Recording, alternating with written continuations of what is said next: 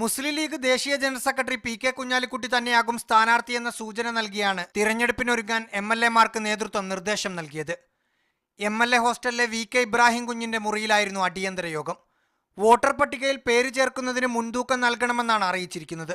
ഓരോ MLA-മാരും അവരവരുടെ മണ്ഡലത്തിൽ കോൺഗ്രസുമായി നിലനിൽക്കുന്ന പ്രശ്നങ്ങൾ പരിഹരിക്കാൻ വേഗത്തിൽ ഇടപെടണമെന്നും നിർദ്ദേശിച്ചു. ആദ്യഘട്ടത്തിൽ മണ്ഡലങ്ങളുടെ ചുമതലയും പിന്നീട് പഞ്ചായത്തുകളുടെ ചുമതലയുമായിരിക്കും MLA-മാർക്ക് നൽകുക.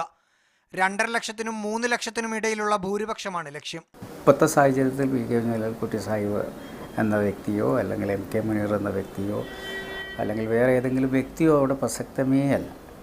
ഇപ്പോൾ പാർട്ടിയുടെ സ്ഥാനാർത്ഥി വരുന്നതോടുകൂടി അവിടെ ഒരു സ്ഥാനാർത്ഥി ഉണ്ടാവും. തിരഞ്ഞെടുപ്പ് കഴിയുന്നതുവരെ മണ്ഡലത്തിൽ നിന്ന് മാറി നിൽക്കരുതെന്ന കർശന നിർദ്ദേശവും നൽകി. അടുത്തയാഴ്ച തന്നെ സ്ഥാനാർത്ഥിയെ പ്രഖ്യാപിക്കുമെന്നാണ് വിവരം. റഹീസ് റഷീദ്, മീഡിയ 1, തിരുവനന്തപുരം.